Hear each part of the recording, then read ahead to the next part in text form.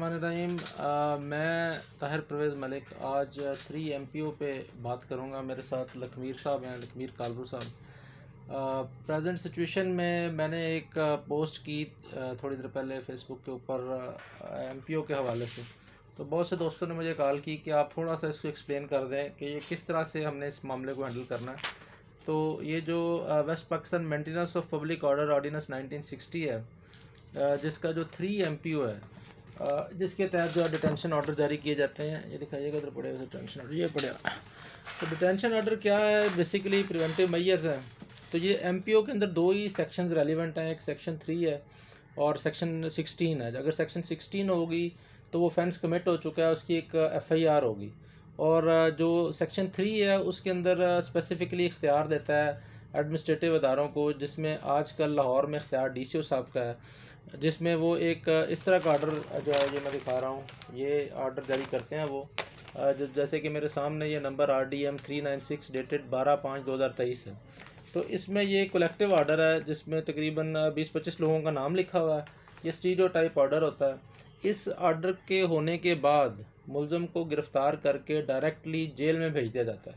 उसे किसी मजिस्ट्रेट के पास किसी जो है वो किसी कोर्ट में पेश नहीं किया जाता। डायरेक्टली ये एक तरह से ऑर्डर है। उसमें ये जो मैं उसका ऑपरेटिव पार्ट पढ़ देता हूँ, वो कहते हैं कि now there for I Rafia Haider, जो इस वक्त के DC हैं, उन्होंने ये कहा है कि in exercise of the powers conferred, उनको जो 3(1) में पावर्स दी गई हैं, और उसमें कहते हैं hereby order to detain above mention activist for a period of 30 days from the date of their arrest in central jail Kot Lakhpat Lahore to avoid any likelihood of breach of peace। अब इन्होंने directly इनको इस order के तहत जो है वो jail में भेज दिया। ये जो भी लोग थे, इनके ऊपर एक्विजिशन जो थी वो इस लॉ के अंदर ये लिखा हुआ है कि जिनसे एप्रीहेंशन हो ब्रीच ऑफ ट्रस्ट की, और वो इस लेवल की हो। जैसे मैं पढ़ देता हूँ कि जिसमें वो कहते हैं कि said activists are prejudicial to the public safety and maintenance of public order. They are inciting the people to stand up against the government, particularly the youth of their locality, to create law and order situation or plan unlawful assembly and disturb peace in the city.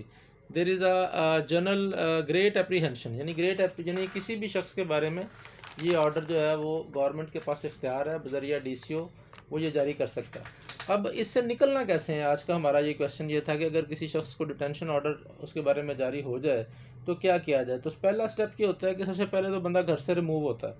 Remove होने के बाद घर वाले परेशान हो जाते हैं, और अमूमी तौर पे जो एक्चुअल बंदा है वो जो रिमूव जो कि जिसके ऊपर सस्पेक्ट होता है, उसकी वजह से किसी रिश्तेदार को पकड़ के ले जाते हैं। तो वो शुरू में पुलिस बाज़ दफ़ा ये रिपोर्ट किया जाता है कि कुछ लोगों को छोड़ देते हैं, कुछ जो हैं वो जो है बाज़ दफ़ा इतना ज़्यादा प्रेशर उन पर आता है कि वो असल की बजाय उसके भाई को भी भेज देते हैं। जैसे कि ये ऑर्डर मेरे सामने नज़र आ रहा है, इसमें जो ओरिजिनल बंदे को ढूंढने के लिए आए तो उन्होंने उसके भाई को भी जो है वो अरेस्ट कर लिया, और वो बना लिया ये ऑर्डर के जनाब ये भाई भी उसका इन्वॉल्व है, और ये वो, और उसको जुडिशल छोड़ दिया।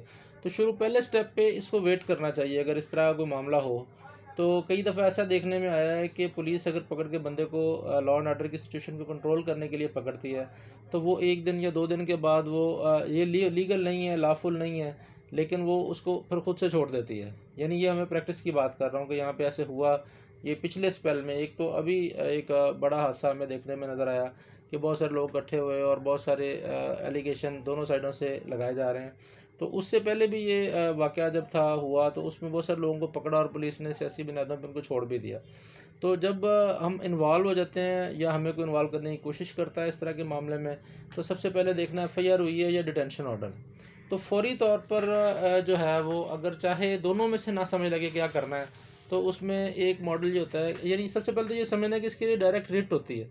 यानी ये इसमें हम डायरेक्टली जाके रिट पिटीशन फाइल करते हैं हाई कोर्ट के अंदर 199 में, और उसमें 2 सूरतें हैं, या तो हमारे पास हमारा डिटेंशन ऑर्डर होगा या नहीं होगा। अगर डिटेंशन ऑर्डर नहीं है तो फिर जो नियरेस्ट जो फ्रेंड है उसकी तरफ से जो है रिट पिटीशन फाइल होती है। जिस तरह ये जो मैं ऑर्डर जो टेस्टेड पढ़ रहा हूँ ये बेसिकली आफ्ताब इकबाल साहब के हैं। उसमें उनका मियाँ जुनैद इकबाल सन ऑफ मियाँ ज़फ़र इकबाल, ये मुमकिन है उनके रियल ब्रदर, हाँ जी, ये उनके भाई थे। तो ये जो आफ्ताब इकबाल साहब का ऑर्डर मैं देख रहा था, तो अभी जैसे आज हमें लोगों ने अप्रोच किया, बहुत सारे लोगों ने, कि जी हमारे भी डिटेंशन ऑर्डर हैं, तो फिर हम हाई कोर्ट में हमने जाके देखा कि हाई कोर्ट में भी डिफरेंट ویوز نظر آئے. آج آپ گئے تھے میرا خیال صاحب ادھر. کچھ کورٹس نے اس میں کسی اور طرح سے اس معاملے کو ہینڈل کیا, کسی نے کسی اور طرح سے کیا. تو یہ ہم نے پھر اس کی ٹیسٹڈ کاپی اس کی نکلوائی آج کے دن تک, جس میں ریلیف ملا ہوا ہے. تو اس میں یعنی یہ جو تھے آفتاب اقبال صاحب, ان کے پاس, ان کو نہیں پتہ تھا ان کے ورثاء کو کہ یہ کہاں گئے. انہوں نے جو ہے وہ ان کو بس بندے کو انہوں نے غائب کر دیا. تو انہوں نے آگے فوری طور پر writ petition under article 199 of the constitution of Islamic of Pakistan 1973 red with section 491 CRPC, جو ہم عام ہیبیس لگاتے ہیں, along with all other enabling provision of law for the recovery of detainee namely Aftab Iqbal from illegal and unlawful detention of respondents. تو یہ title بنایا انہوں نے. اب یہ بھی اہم ہے کہ پارٹی جو بنانا ہے کس کس کو بنانا ہے, government of Punjab through home secretary Lahore, number 2 deputy commissioner Lahore, number 3 inspector general of police province of Punjab IG office Lahore, number 4 capital city police officer Lahore, اور SHO police station hair, director FIA federal investigation agency Lahore, اور director cyber crime Lahore. انہوں نے یہ لوگ بنائے اور یہ writ petition انہوں نے فائل کی ہیبیس کی شکل میں. اب یعنی یہ ان لوگوں کے لیے ہے جن کے پاس یہ ڈیٹینشن آرڈر اس طرح کا نہیں ہے. تو ان کے پاس نہیں تھا, بس بندہ ریموو ہوا تو فوری طور پر انہوں نے اپروچ کیا اس کے اندر عدالت کو, اور یہ ایک ریٹ پٹیشن انہوں نے فائل کی. ویسے تو میں کوشش کروں گا کہ اسی جو ہے وہ ویڈیو کی ڈسکرپشن میں اس کی جو سافٹ کاپی ہے وہ شیئر کر دوں, تاکہ جو لوگ پریشان ہیں, ادھر ادھر پھر رہے ہیں, سارا دن آج کچہریوں میں رش لگا رہا, یہاں پہ ورثہ لوگوں کے پھر رہے ہیں, اور وہ یہ سمجھ رہے ہیں کہ یہ یہاں ماڈل ٹاؤن کورٹس میں ڈیٹینشن آرڈر والوں کو پیش کیا جائے گا, لیکن ایسا نہیں ہے.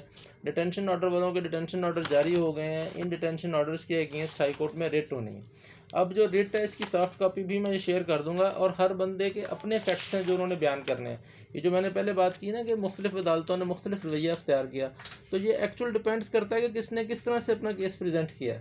جیسے اب یہ جو اسپیسیفکلی اگر انہیں کو ریلیف ملا ہے, تو یہ نہیں ہے کہ یہ لوگ کہتے ہیں جی وہ فلاں بندے کو تو ریلیف مل گیا, فلاں کو نہیں ملا. تو اس کی بنیادی وجہ یہ ہے کہ اس نے پریزنٹ کیسے کیا. تو اب جیسے میں تھوڑا سا ان شارٹ بتا دیتا ہوں کہ جیسے انہوں نے پہلے پیراگراف میں آگے بتایا کہ میں بھائی ہوں, یعنی اپنی لوکس اسٹینڈ بنائی. اس کے بعد انہوں نے یہ کہا کہ جی میرے بھائی جو ہیں وہ بزنس مین ہیں, ٹیلی ویژن ہوسٹ ہیں, جرنلسٹ ہیں, فاؤنڈر ہیں فلاں آپ میڈیا کے. ہی received his masters degree from GC Lahore 1985. پوری انہوں نے ہسٹری بیان کی. اب لوگ کیا کرتے ہیں, کوئی عام بندہ خود ہی سے اپنی ڈرافٹنگ کر لیتا ہے. انہوں نے جہاں جہاں پڑھا, mass communication university of California لکھا, انہوں نے رپورٹر رہے 1986 سے 7, پھر media advisor to chief minister رہے 94 to 95. جیسے اب ان کی دیکھیں نا افیلیشن نظر آ رہی ہے کہ پہلے پولیٹیکل تھی. He was also used column لکھتے تھے وہ آفتابین, نوائے وقت میں وہ رہے, حسب حال وہ کرتے رہے, وہ پوری بات خبرناک حماقتیں, یعنی جو ان کا پروفائل تھا پورا انہوں نے اس میں بتایا کہ کس طرح وہ یوٹیوب چینل اپنا چلا رہے ہیں. That the brother of petitioner ڈیٹنی being renowned tele vision host ہیں, جرنلسٹ ہیں. انہوں نے وہ اپنا پورا تعارف اس میں دیا سیکنڈ تھرڈ پیراگراف میں, اور پھر اس میں بتایا کہ due to the narrative and topic of programmes delivered by the پٹیشنرز brother on his shows, people in incumbent federal government and care taker provincial government of Punjab do not same to be very pleased, hence being revengeful targeting the journalists including the petitioner's brother by way of illegally harassing and registering FIR for merely doing journalism which is not a crime, rather the same is protected under article 19. اب انہوں نے article 19 کا سہارا لیا کہ جی freedom of speech کا سہارا لیا کہ اگر ہم نے جو بھی بات کی ہم گڈ فیتھ میں کر رہے ہیں, اور یہ اسپیسیفکلی یہ ان کے کیس میں انہوں نے بنایا اپنا کیس. اب وہ کہتے ہیں نا کئیوں کا نہیں فائل کرتا, تو وہ اس لیے فائل نہیں کرتا ہوگا, مے بی وہ صافی نہ رہے ہوں, مے بی وہ اس طرح کا فائل نہ رکھتے ہوں. تو الٹیمیٹلی ان کے بھائی نے پھر بتایا, پھر اگلا پیراگراف نمبر 6 میں انہوں نے وہ ایکسپلین کیا کہ کس وقت کتنے بجے کون لوگ آئے اور انہیں کب ریموو کیا, یعنی وہ فیکٹس اس کو وہاں بیان کر دیے. پھر انہوں نے لوگوں کے بارے میں بتایا, ان کی اپنی رائیولریز کے بارے میں بتایا, اور آخر میں انہوں نے آگے بتایا کہ آرٹیکل 9 کس طرح پروٹیکٹ کرتا ہے, آرٹیکل 4 کیسے پروٹیکٹ کرتا ہے, اور دا ورڈ لائف انہوں نے کہا جی وہ اس کی پروٹیکشن کانسٹیٹیوشن میں دی گئی ہے. فنڈامنٹل رائٹس کی بات کی, اور الٹیمیٹلی انہوں نے جب پریئر کی تو انہوں نے انہوں نے اپریہنشنز بتائیں اپنی, جو ہے وہ اس کو مکمل انہوں نے تمام کیسز ڈسکس کیے ان کے جو کونسل تھے اس وقت, کہ کیسے کس عدالت نے کیا کہا. اور الٹیمیٹ پریئر یہ تھی کہ direct the respondents to produce the ڈیٹینیو before this honorable court to be treated in accordance with law, be released from illegal and improper custody of the respondent, direct the respondent to furnish information and provide the copy of FIR. اس وقت ان کو یہ بھی نہیں پتہ تھا کہ ان کے خلاف کیا ہے. declare the act of the respondent malified excess of jurisdiction, اور یہ انہوں نے ایک پریئر کے ساتھ یہ ریٹ فائل کی. اب الٹیمیٹلی جو میرے سامنے ان کا 12/5 کا آرڈر ہے، تو اس ریٹ پہ یہاں پہ آ کے کچھ عدالتیں ایسی ہیں جن کے سامنے جب ڈیٹینیو کو پروڈیوس کر دیا جاتا ہے تو وہ کہتے ہیں کہ ٹھیک ہے یہ ڈیٹینیو آ گیا میرے پاس، تو اب یہ میرے پاس تو یہ کویسچن ریزالو ہو چکا ہے. تو اس کے اندر ہی پریئر کرنی چاہیے کہ جناب اگر کوئی ایسا آرڈر انلیگل 3 MPO کا موجود ہے تو اس کو سسپینڈ کر کے مجھے ریلیز کرنے کا بھی آرڈر کیا جائے. یعنی یہ ہم پہلے سے علیحدہ سے اس کے ساتھ CM بھی اٹیچ کر سکتے ہیں کہ اور یا اسی کی پریئر میں ہو سکتا ہے. لیکن اس اسپیسیفک کیس میں اس میں یہ لکھا ہوا ہے کہ learned council for the petitioner contends that the deputy commissioner issued دا، یعنی جب وہ 12/5 ڈیٹ آئی ہے، 12/5 کا جو میں آرڈر پڑھ رہا ہوں اس کا، تو اس میں یہاں آگے یہاں بتایا گیا کہ ان کے خلاف تو جناب یہ 3 MPO کا آرڈر ہو گیا ہوا اور یہ ہمارے پاس اختیار ہے. تو کورٹ نے اس میں کہا ہے کہ point raise needs consideration admit notice for 22/5 subject to notice for افرسٹ date. The operation of the impugned order 11/5 shall remain suspended. Meanwhile, the detainee persons to the order of this court passed in the earlier part of the day has been produced. Therefore, he is set at liberty. انہوں نے اس order کا جو اس طرح کا order تھا، یہ والا وہ نہیں ہے، تو اس کو سسپینڈ کر کے اس کے آپریشن کو اور اس کو انہوں نے ریلیز کر دیا، اور ساتھ اس میں نوٹس 22/5 ڈیٹ بھی ڈال دی.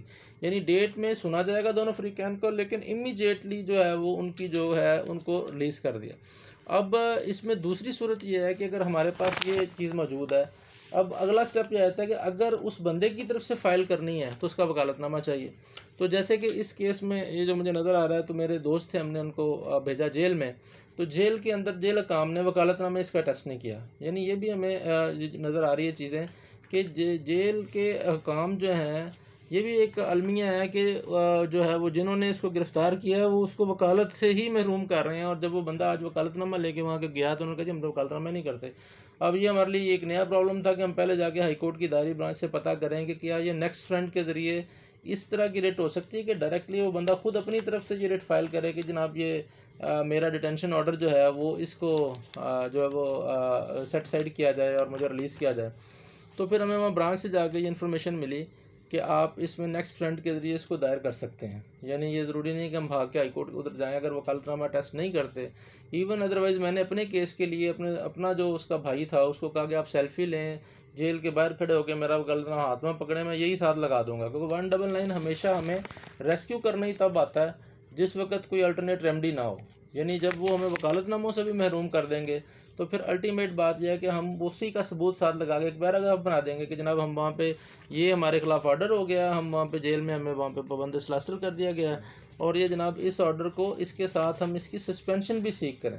تو زیادہ بہتر یہ ہوتا ہے کہ جب آپ عدالت میں جائیں تو وہ کوشش کریں کہ وہاں دائری سے پہلے تھوڑی سی ورکنگ کریں.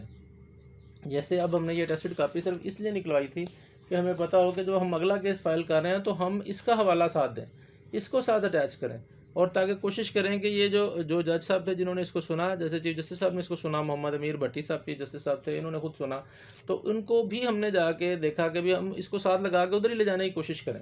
اور آج بھی جا کے ہم نے پروسیڈنگس کو واچ کیا، جیسے ڈاکٹر یاسمین صاحبہ کا جو آرڈر ہو گیا، لیکن جو فیصل آباد والے جو تھے وکیل صاحب جنہوں نے آنا تھا ان کے لیے پر پیر کی ڈیٹ ہوگی. تو یہ کٹنگ ایج نالج ہونا وہ بہت ضروری ہے. تو یہ جو ویڈیو بنا کے ہم 3 MPO کی بات آپ کے سامنے یہ ساری شیئر کی ہے، تو یہ ایسے لوگوں کے لیے شیئر کی ہے کہ جو بار بار مجھے کال کر رہے تھے کہ آپ نے ایک پوسٹ لگائی ہے اس کو ایکسپلین کریں. تو اس میں بڑا سادہ سی بات یہ ہے سر کہ یہ اس کو ذرا کر دینا. ہاں اس میں یہ ہے کہ سادہ سی بات یہ ہے کہ 3 MPO کے اندر ڈیٹینشن آرڈرز ہوں گے اور الٹیمیٹلی اس میں بیل نہیں ہوگی. Thank you very much.